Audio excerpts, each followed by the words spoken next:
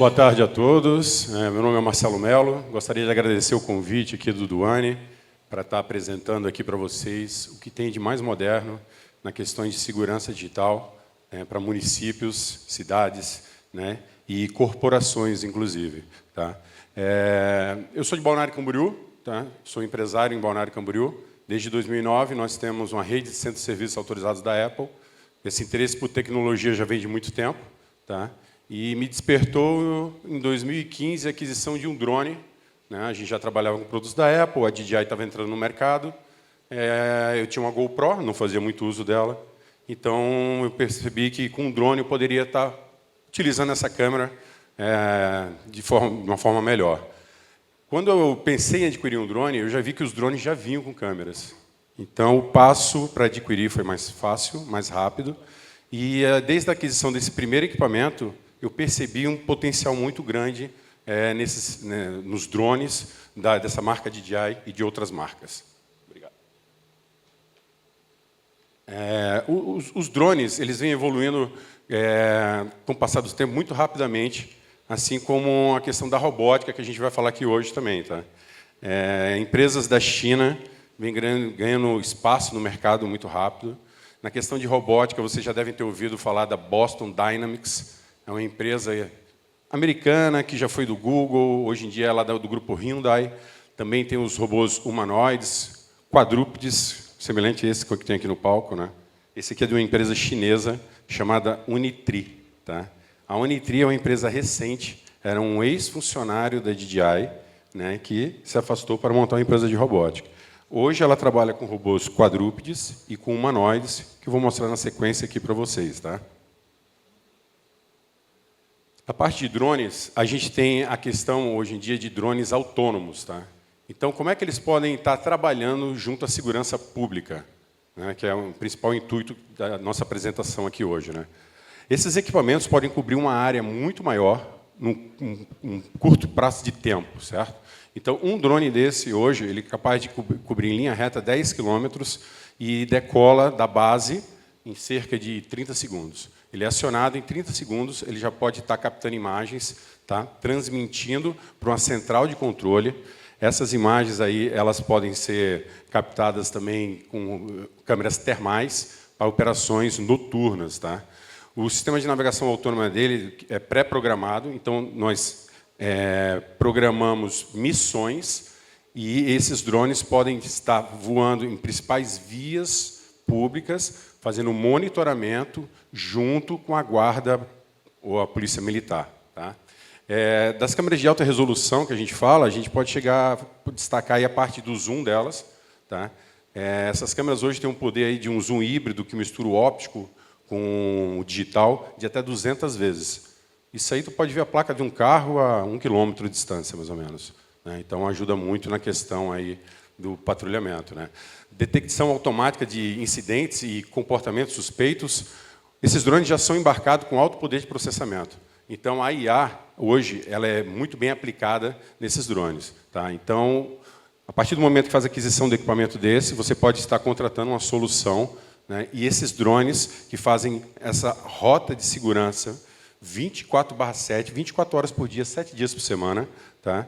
Eles podem estar detectando movimentações que não são comuns. Pousam sozinho de forma autônoma, automatizada, recarregam e depois já voltam para a missão. Então, projetos com esses drones são possíveis em áreas, não só cidades litorâneas, mas aqui o foco são cidades litorâneas. Existe uma ideia de projeto iniciando na cidade de Balneário Camboriú, Santa Catarina, com 3 equipamentos desses, que eles vão revezar. Vai ter um na Barra Norte, um na Barra Sul e um no centro da cidade. Eles vão ficar 24 horas por dia, 7 dias por semana, revezando entre os 3, fazendo a ronda da cidade e auxiliando a segurança pública. Então, se tem uma ocorrência, uma guarnição é deslocada, ela pode pedir auxílio de uma aeronave dessa que esteja em voo no momento, para que proceda junto com eles. E essa questão dele voltar para o ponto de partida e recarregar sozinha agiliza bastante o funcionamento. Tá? A gente tem a parte que eu falei da câmera dos drones. Então, nós temos câmeras térmicas, câmeras com zoom, tá? Câmeras com laser que dizem a distância do drone para o alvo, Tá? Isso é muito importante também na questão de segurança. Tá? O zoom óptico que eu falei antes, capacitação de detecção térmica, isso para resgates em áreas florestais, muito importante isso. Né? Já foi utilizado em Santa Catarina, em Joinville, e na área de Urubici também. Tá? Fiscalização de trânsito, como eu falei, um drone desse que tem uma capacidade de um zoom de quase 200 vezes pode estar auxiliando, tá, no monitoramento do trânsito também, inclusive aplicando infrações, multas para quem comete infrações. Né? 200 vezes, você consegue ver uma placa aí facilmente a 1 quilômetro de distância. Né?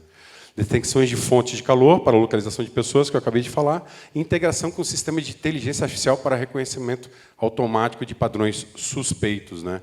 Que foi o que a gente falou antes, quando ele está nessa missão dele, certo? Que foi onde a gente foi interrompido aqui com a luz. Quando ele está nessa missão e ele detecta qualquer aglomeração de pessoas que sejam com um comportamento suspeito, ele para, filma, dá zoom e transmite para a central essa aglomeração. Né? Ali ela é analisada por um agente de trânsito para ver se o drone dá continuidade na rota dele ou se foca ali nesse acontecimento. Tá? Além de drones de segurança, a gente também pode estar falando aqui, né, de drones de entrega, que em algumas situações também são muito úteis em cidades com alto trânsito, com a população muito... como é que eu posso dizer, um fluxo de pessoas muito grande, né? Drones já são usados em alguns cases para transporte de órgãos. Em São Paulo tem um case desse, tá? De um hospital. Então, você pode estar bypassando, ultrapassando esse problema de deslocamento, né? Que mobilidade, que é um problema em muitas cidades aí do país. Né? Acesso a áreas remotas do edifício durante desastres naturais e emergências, transporte de medicamentos, sangue, desfibriladores, equipamentos de primeiro socorro para emergências, tá? Capacidade de operações em condições climáticas adversas e monitoramento real. Esses drones todos têm conexão 4G. Tá? Então, o drone ele não precisa estar ao alcance do controle para poder estar transmitindo as imagens. Né? Então, do centro de controle, é garantido a transmissão de sinal através do radiocontrole, e quando ele perde esse sinal, né, que a frequência é uma frequência wireless, 2,4, 5,8 GHz, ele entra o sinal de 4G.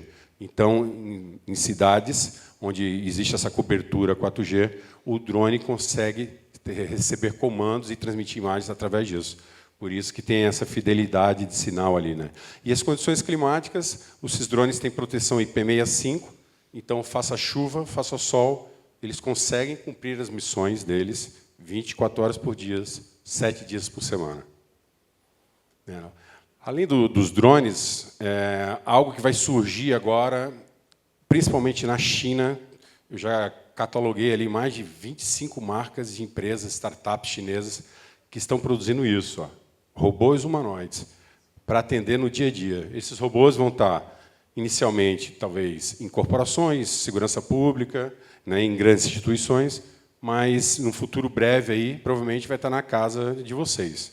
Coisa de 5, 10 anos, provavelmente, quem quiser vai poder adquirir um robô humanoide desse aí, tá, para estar servindo ali na tua casa, vai sair de casa, quando voltar, a casa vai estar arrumada. Né? Nunca chegamos, até os dias atuais, a gente não chegou nesse refinamento de material dos robôs. Tá? Eles são robôs com motores 100% elétricos, sem nada hidráulico que possa provocar mais problemas. Tá? E esses robôs, agora embarcados com inteligência artificial, vão proporcionar aplicações surpreendentes. Eu costumo dizer, faço analogia, estava conversando com o Duane antes ali, né, que a gente tem aqui um quadrúpede, e em Balneário Camboriú eu tive no aniversário da cidade com um robô humanoide desse, de um parceiro de Joinville. Tá? Não é dessa marca, é da Unitri, a mesma marca do robô, mas é um robô de 1,35 m, que, por enquanto, ele faz o quê? A primeira pergunta que as pessoas fazem, né, quando você está com o robô, ele serve para quê? Né? Por enquanto, é uma ferramenta de marketing, vamos dizer assim. Né? Ele é para quebrar essa barreira entre humanos, né, e a robótica. Tá? Mas a analogia que eu estava conversando com o Duane ali antes, ele se assemelha muito aos computadores pessoais.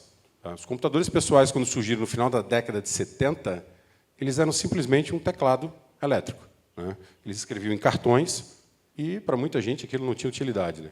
Hoje, os computadores pessoais evoluíram, diminuíram de tamanho, estão no bolso de todo mundo, praticamente, os smartphones, né? E tem 1001 utilidades, até mais que isso, né? Então, a evolução dos robôs, eu costumo comparar, fazer essa analogia com a dos computadores pessoais. Como toda nova tecnologia, ela surge, né, o hardware, depois ela é estudada e ela é aplicada no dia a dia. Então, desenvolvedores vão começar a focar a atenção nesses equipamentos e produzir aplicações para eles, tá, para o dia a dia, tanto das pessoas, para ter um equipamento desse em particular, ou para a segurança pública e órgãos governamentais, corporações, bombeiro e tudo mais, né? Aplicações sugeridas agora no momento desses equipamentos, né? Patrulhamento em áreas urbanas, como vocês podem ver essa foto ali em Shenzhen, né? Uma cidade altamente tecnológica da China, tá? E monitoramento de multidões com reconhecimento facial, tá? O grande legal desses equipamentos, que já tem case aqui no Brasil, que chama muita atenção. Então, quando tu tem grandes eventos, tu utiliza eles para estar interagindo entre o público, e a câmera de reconhecimento facial, como ele chama muita atenção, todo mundo se aproxima, consegue detectar, através do banco de dados, se tem pessoas ali com mandatos judiciais, de prisão e tudo mais. Tá? Comunicação bidirecional no centro de comando e cidadãos. Ele pode ser um link entre o poder público e o cidadão. Então, ele pode estar trabalhando numa cidade turística, tá? Fazendo rondas pela cidade, em pontos estratégicos, e estar interagindo com as pessoas. Tá? Essa forma de interação pode ser com informações turísticas, informações do comércio da cidade, para as pessoas que estão ali passando. Tá? Com comportamentos suspeitos também, como eu falei, reconhecimento facial, patrulhamento em áreas urbanas e monitoramento de multidões em grandes eventos. Tá? Além dos humanoides, né, nós temos os quadrúpedes, que é semelhante a esse que tem aqui. Ao final da palestra, a gente liga ele aqui para vocês interagirem com ele e terem a noção do que é. Né? Esse tipo de equipamento, a grande utilidade dele pode ser para áreas de resgates. Tá? Então, áreas de difícil acesso, ele pode ser utilizado. Aqui não é um vídeo, é uma foto, mas ele tem uma estabilidade muito boa. Esse robô trabalha com 12 motores elétricos, então vocês vão poder ver depois a articulação dele ali, que realmente ele só não pula daqui, mas desce escada, sobe escada, terrenos montanhosos. Tá? Equipados com câmeras de alta definição e sensores avançados. Esses equipamentos, eles têm um LiDAR. LiDAR é uma tecnologia de detecção de obstáculos. Tá? Eles fazem um mapeamento 3D do local, então eles podem agir de forma autônoma, desviando de obstáculos. Isso é essencial para ele estar no dia a dia. Tá? Como eu falei para vocês, ainda é uma ferramenta de marketing, mas em breve aí aplicações vão surgir. Esses equipamentos hoje são vendidos a partir de $1.600 na China, né? Nessa marca Unitri. A partir desse valor, tem valores que vão de 4.000, 10.000. Quando eles têm o código aberto para serem trabalhados novas funções, aí eles triplicam de preço. Vão para 20, 30 mil dólares. Né? Porque o que vale, na real, ali é o hardware, mas são as aplicações que vão vir a surgir nele. Tá? A autonomia, atualmente, cerca de 3 horas, mas eles têm os sistemas de recarregamento autônomo, ele volta para a base para recarregar, ou, igual aquele da foto ali, ele tem 2 baterias.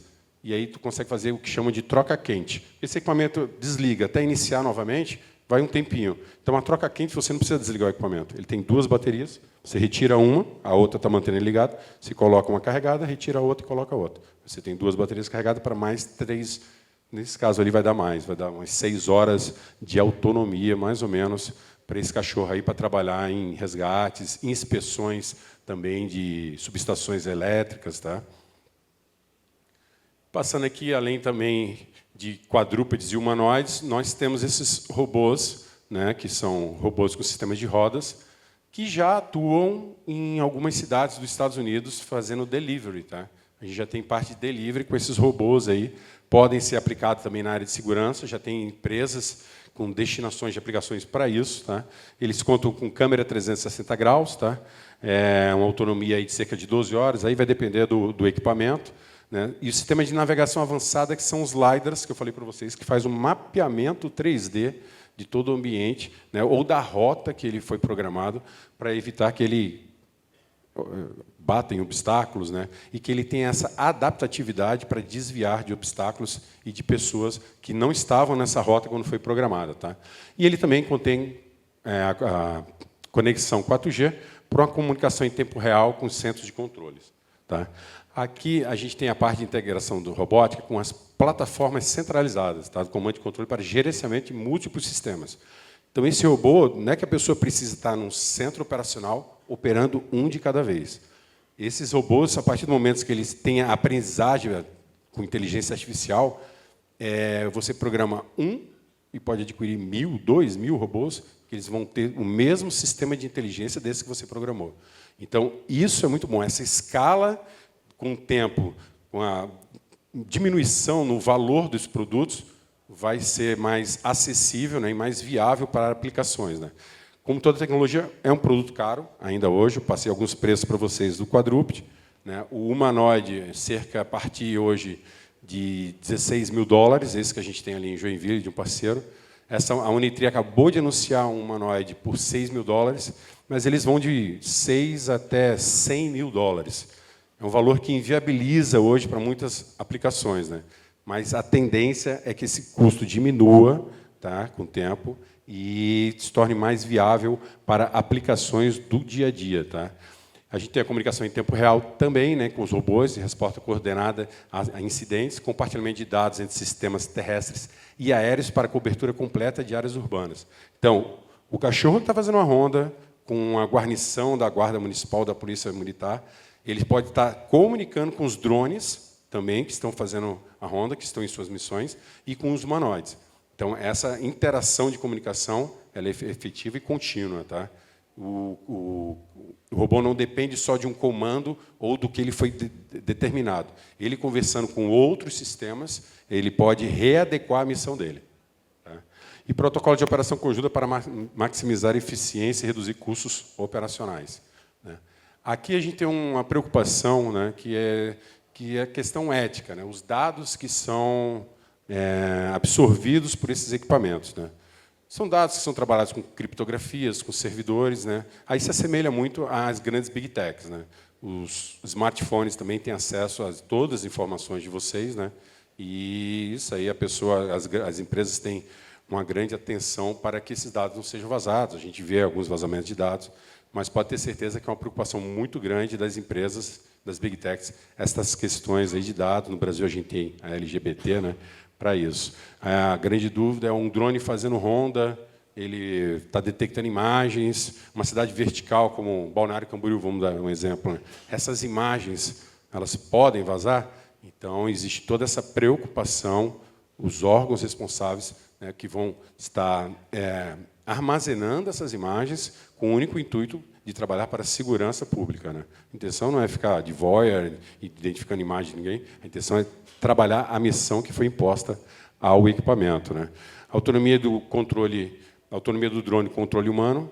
Então, em qualquer momento, semelhante aos carros hoje, né, que a gente já tem carros com algum nível de autonomia, esses equipamentos estão suscetíveis a ser controlados por humanos em centrais de controle. Tá? Eles não são 100% autônomos do começo ao fim da rota. Ele pode ser interrompido, essa rota programada dele, para ser manuseado, né, e controlado pela central de controle por humanos. Tá? Aqui a gente tem a parte de regulamentação, que muitas vezes é um empecilho para a idealização de projetos. Né?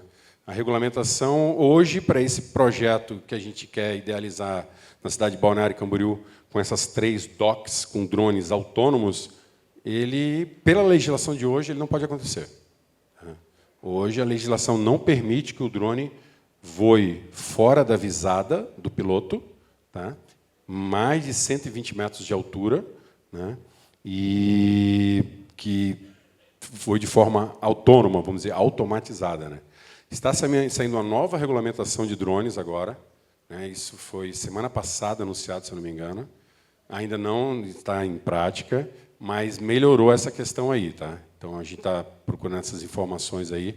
Vai melhorar isso. Então, hoje, qual é o único caminho para você aplicar um projeto desse? Tem a aplicação que a gente conhece como aplicação sandbox regulatória, que é um ambiente supervisionado onde empresas podem testar produtos, serviços ou modelos de negócio inovadores, só que em escala reduzida. Então, o município tem iniciativa de querer implantar o projeto, e existe uma parceria público-privada, tem empresas querendo investir nisso, a tecnologia já existe, mas não consegue aplicar.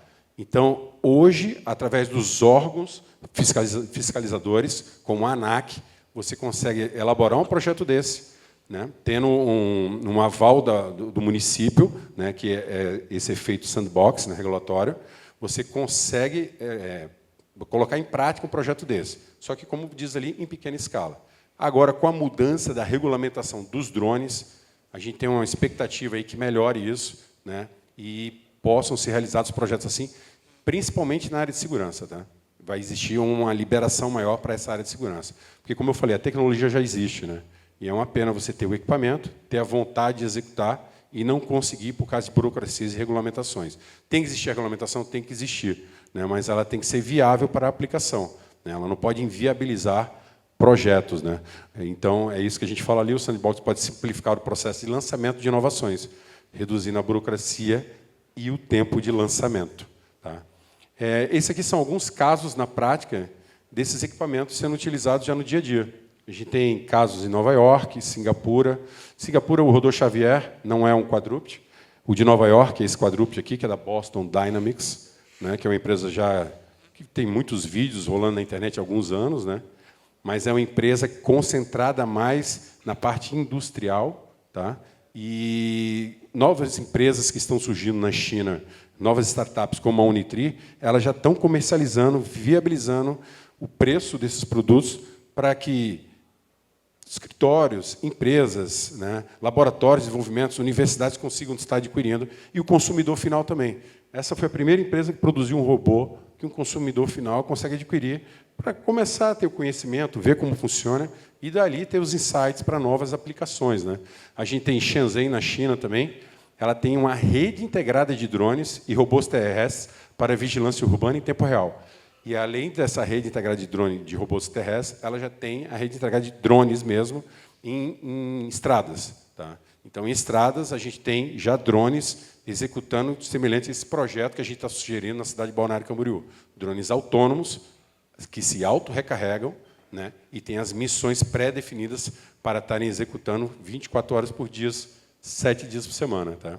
No Rio de Janeiro, a gente teve um caso já de uso de drones, tá? Também com alta tecnologia, câmeras com zoom bem potente, para investigações. Em Balneário Camboriú, no aniversário da cidade, dia 20 de julho, a gente esteve lá com o robô humanoide, só de interação mesmo, mas a Polícia Militar, o governo do Estado de Santa Catarina, adquiriu, acho que 30 equipamentos de um modelo de drone de matriz 30T.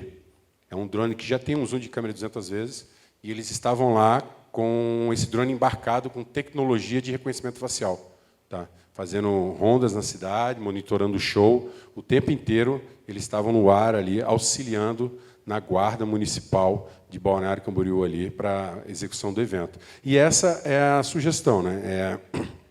Quando eu recebi o convite do ANI para estar aqui mostrando os equipamentos robóticos e os drones, a princípio era um convite para trazer o cachorro para interagir com vocês aqui, né, que a gente vai passar depois. E, quando eu falei para ele que existiam projetos de drones que a gente estava tentando executar, surgiu o convite para participar aqui da palestra, né, que não poderia recusar. Muito legal, a gente sempre procura esse espaço para estar difundindo esses projetos aí para todo mundo. Tá? Gostaria de agradecer a todos. Tá? A palestra foi rápida aqui. Queria passar a ideia do que tem para surgir aí. Espero que em breve a gente possa voltar aqui e trazer mais detalhes, tá, com mais tempo. Meu nome é Marcelo Melo, ali tem o meu QR Code das minhas redes sociais, e a gente está sempre divulgando todas essas questões aí tecnológicas e inovadoras que estão surgindo. Valeu, pessoal. Muito obrigado aí. Bom evento a todos.